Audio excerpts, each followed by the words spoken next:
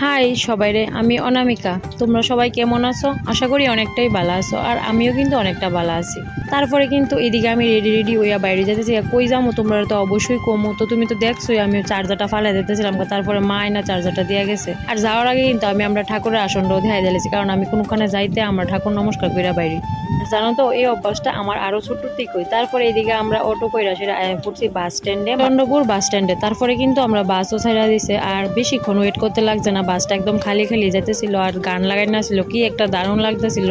আর দিতেছিল কিন্তু ঠান্ডা ঠান্ডা বাতাস, কারণ গাড়িটা খুবই স্পিড আছিল। আর এটা লগে আসছিল কিন্তু আমার বই, তো তাই আইছিল গরমে ছুটিতে বেড়াইতে, তো তাইরে নিয়ে দিয়ে যেতেছি পিসির বাড়িতে। আর রাস্তাটা দেখে তোমরা আশা করি মোটামুটি বুঝতেছো যে কোন সাইডের রাস্তা এটা।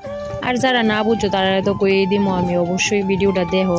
তারপরে কিন্তু আমরা দুই বোনে অনেকটা পরিমাণে গল্প করতেছিলাম, আর লগে লইয়া লইছিলাম কোল্ড ড্রিঙ্কস। তো কোল্ড ড্রিঙ্কস খাইতে খাইতে ঠান্ডা ওয়েদারে কিন্তু দারুণভাবে মজা করতে করতে আমরা যাইতেছিলাম গা। আর রাস্তাটা ছিল কিন্তু বড়মুড়া রাস্তা, তো আমরা ফিসে আয়া পড়ছে আগায় নিত। আর আমরা কিন্তু গল্প করতে করতে একদম তারা বাড়ির সামনে আয়া পড়ছি।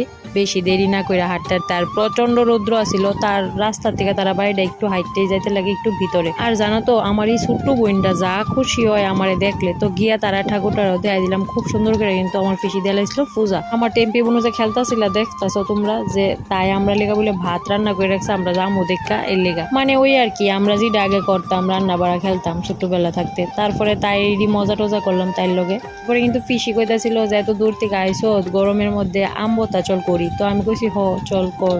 আর আমডি কাইটটা দেয় জানো তো বন্ধুরা, যে আমডি পাইকা গেছে, কিন্তু ফাঁকটা হইলো আমডি কিন্তু প্রচন্ড টক আছিল। মাইখা খাইতে ভালোই লাগতেছিল, লবণ দিয়া মরিচ দিয়া মাইখা দিলাইছে আমরারে। আর লগে কিন্তু খাইয়া লাইছিল ফিসিও। আর যাওনের কথা ছিল আমরা তিন বোনেরই, যাওয়া হয়েছে না পাখিরার। আর আমি গেলাম গার কি তাইরে লইয়া। আর জানো তো হয়তো এই মুন্ডই হয় আর কি, মানে বুদ্ধি সুদ্ধি মেজদিরে পাইলে তারা খুব খুশি। তো তার মধ্যে দেখে যে মেজদি আর সুদ্ধি গেছে না, এর লেগে একটু মনটা খারাপ আছিল। তারপরে আমি কইছি তারা আবার আইবো বেড়াইতে তোমরা বাড়ি। পরে কিন্তু আমরা স্নান টান করে খাইতে বয়ে গেছি গা, আমি দাদু আর বোনু তারা পিসি, আমরা সবাই মিলে ভাত খাইতে বয়ে গেছি। পিসি কিন্তু রান্না বাড়া অনেক কিছুই করছিল, এর মধ্যে আমার একটা প্রিয় খাবারও রান্না করছিল।